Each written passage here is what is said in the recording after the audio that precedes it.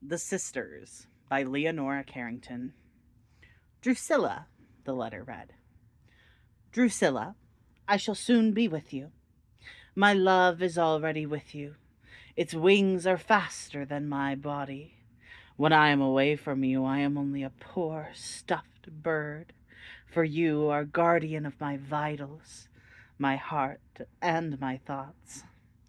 Drusilla, I embrace the south wind because it blows towards you. Drusilla, my life, your voice is more moving than the thunder, your eyes more overwhelming than lightning. Drusilla, wonderful Drusilla, I love you. I love you, I love you. Sitting in the rain, your long and ferocious face close to this letter. The thunder growled around her, and the wind beat her face with its wet hair. The storm was so terrible that it tore the flowers from their stalks and bore them in muddy streams towards an unknown fate. The flowers weren't the only victims, for the streams also swept away crushed butterflies, fruit, bees, and small birds. Drusilla, sitting in her garden in the middle of all this havoc, laughed. She laughed a harsh laugh, the letter crushed against her breath. Sitting on her foot, two toads hissed this thought monotonously. Drusilla, my belles-amies, Drusilla, my belles-amies. All at once the sun tore the clouds apart and poured a fierce yellow heat into the wet garden. Drusilla got up and went into the house. The maid, Engadine, was sitting on the floor, her hands full of the vegetables she was preparing for dinner. She looked at her mistress with her shrewd little eyes.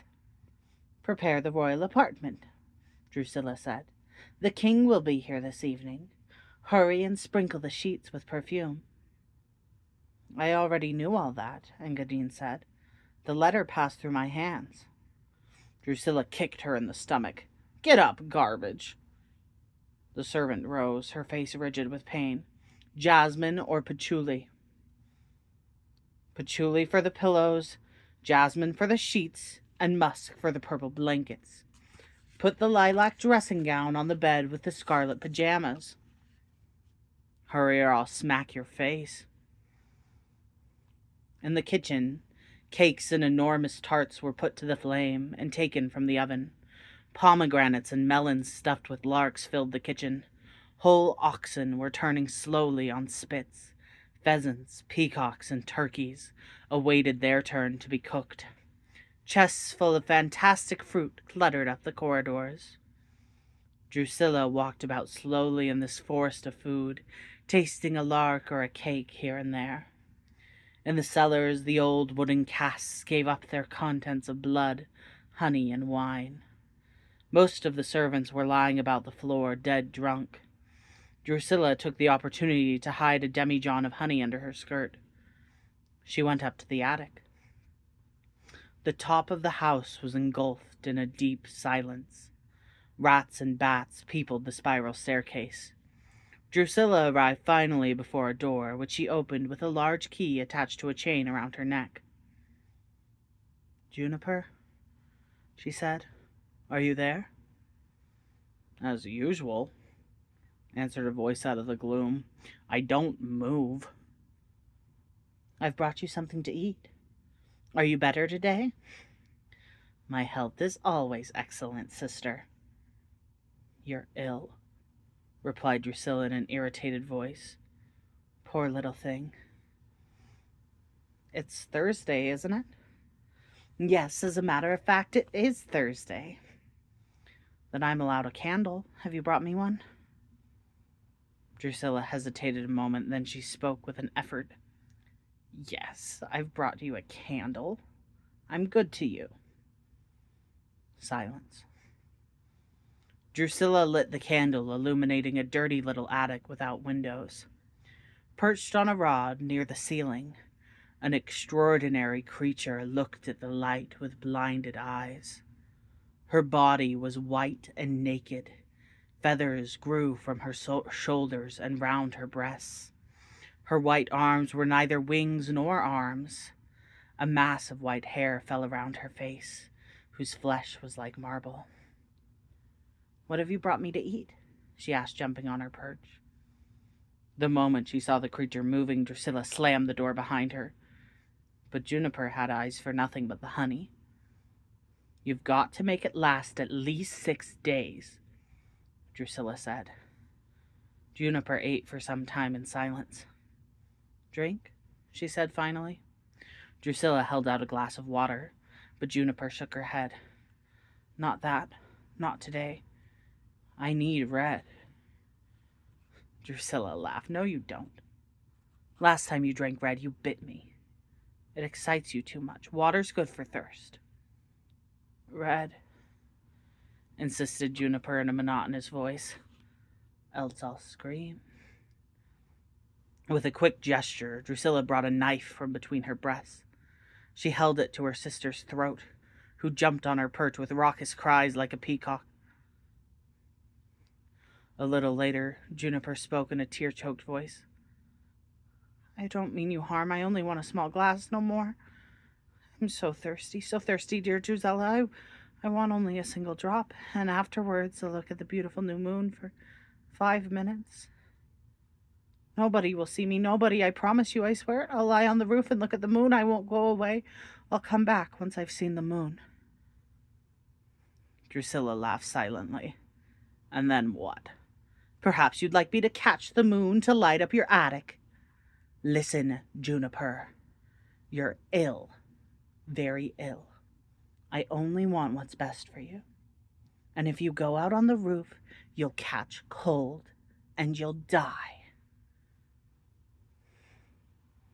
If I don't see the moon tonight, I'll be dead tomorrow."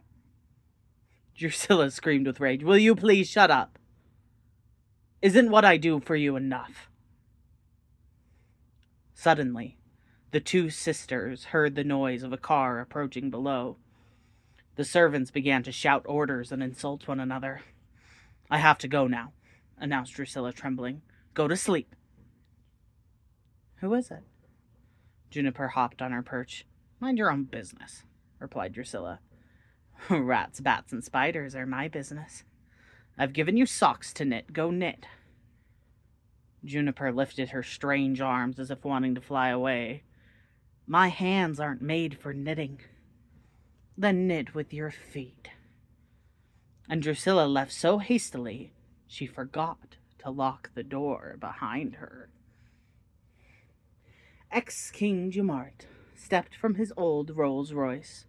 His long, iron-gray beard flowed over his green satin coat, embroidered with butterflies and the royal monogram. On his superb head he wore an enormous gold wig with rose-colored shadows, like a cascade of honey. A variety of flowers growing here and there in his wig moved in the wind. He held out his hand to Drusilla. "Drusilla, my Belsame." Drusilla trembled with emotion. Jumart, Jumart." She fell into his arms, sobbing and laughing. "Oh, how beautiful you are, Drusilla. I have dreamed of your scent and your kisses." They walked in the garden, their arms entwined. "I am ruined," Jumart said with a sigh. "My coffers are empty." Drusilla allowed herself a triumphant smile. "Then you'll stay with me? I have had nothing but solitude for too long." The heavy, murky atmosphere of the garden was rent by a long, raucous cry. Drusilla turned pale and murmured, "Oh no, it's impossible." "What is it, my Belsame?" Drusilla threw back her head with the laugh of a hyena. "It's the sky," she said. "These yellow clouds weigh so much I was afraid they might fall on our heads. Besides, this stormy weather's giving me a migraine." "Kiss me," murmured the king tenderly. "I shall eat your migraine." He noticed that Drusilla's face was like the face of a ghost. Frightened, he took her hand in his to reassure himself she was alive. "Your face is green," he said in a low voice. "There are heavy shadows under your eyes." "They're the shadows of the leaves. Drusilla answered, sweat on her brow. I'm exhausted by my emotions. It's been 3 months since I saw you. Then she took him violently by the arm. Jumart, do you love me? Swear that you are in love with me. Swear it quickly. You know it well, Jumart said, surprised. What is the matter, my Drusilla? Do you love me more than all other women? More than all other human beings? Yes. Drusilla, and you, do you love me as much? Ah, Drusilla said in a trembling voice. So much that you will never know how much. My love is deeper than deepest space. The king's attention was distracted by something moving amongst the leaves at the end of the garden. His expression became ecstatic. His eyes glittered. What do you see? Cried Drusilla suddenly. Why are you looking down there with that strange expression? Abruptly, Jumart came back to himself and said a few words in a dreamy voice. He seemed to be waking up. The garden is so beautiful, Drusilla. I feel as if I were in a dream. Drusilla was choking. She gave a painful smile. Or a nightmare. Sometimes one confuses the two. Let's go in, Jumart. The sun is set, and soon dinner will be on the table. We'll eat on the terrace, and you can enjoy the moonrise. Tonight it will be paler and more beautiful than ever. When I look at the moonlight, I think I'm seeing your beard. Jumart sighed. The twilight is enchanted, bewitched. Let's stay out a while. The garden's suffused in magic. One doesn't know what beautiful phantom might appear from these purple shadows. Drusilla's hands went to her throat, and her voice had a metallic ring. Let's go in, I beg you. Night's going to fall, and I'm shivering with cold. Your face is a leaf of such a pale green, it must have grown under the light of the new moon. Your eyes are stones found in caves at the center of the earth. Your eyes are grim. Drusilla's voice became acid. You're moonstruck. You've gone out of your mind. You're seeing things that aren't there. Give me your hand and I'll take you to the house. Bang, bang, who's the matter of us two? Replied Jumart, twisting his beard. Don't preach to me. If my lands and castles are lost, I'm the happiest of men. Enchanted with his deep reflections, the king rubbed his hands and did a few dance steps. Drusilla looked at the trees and thought the fruit looked like little corpses. She looked at the sky and saw drowned bodies in the clouds. Her eyes were full of horror. My head is a bier for my thoughts. My body is a coffin. She walked behind the king with slow steps, her hands clasped in front of her. A bell rang for dinner. Engadine came out of the kitchen. She was carrying a suckling pig stuffed with nightingales. She stopped with a cry. In front of her, an exultant white apparition blocked the way.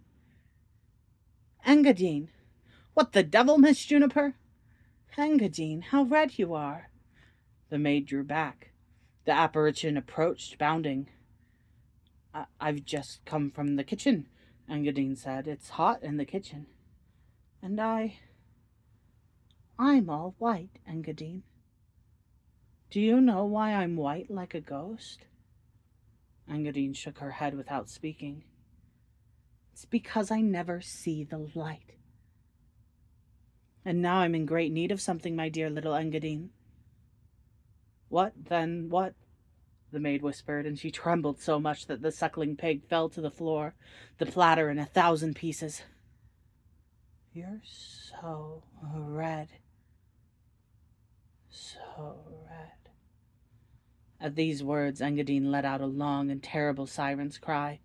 At that moment, Juniper leapt. The two fell to the ground, Juniper on top, mouth pressed to Engadine's throat. She sucked for long minutes, and her body became enormous, luminous, magnificent. Her feathers shone like snow in the sun. Her tail sparkled with all the colors of the rainbow. She threw back her head and crowed like a cock. Afterwards, she hid the corpse in the drawer of a chest. Now for the moon, she sang, leaping and flying towards the terrace. Now for the moon! Drusilla, naked to her breasts, had her arms around Jumart's neck. The heat of the wine warmed her skin like a flame. She gleamed with sweat. Her hair moved like black vipers. The juice of a pomegranate dripped from her half-open mouth. Meat, wine, cakes, all half-eaten, were heaped around them in extravagant abundance. Huge pots of jam spilled on the floor made a sticky lake around their feet. The carcass of a peacock decorated Jumart's head. His beard was full of sauces, fish heads, crushed fruit. His gown was torn and stained with all sorts of food.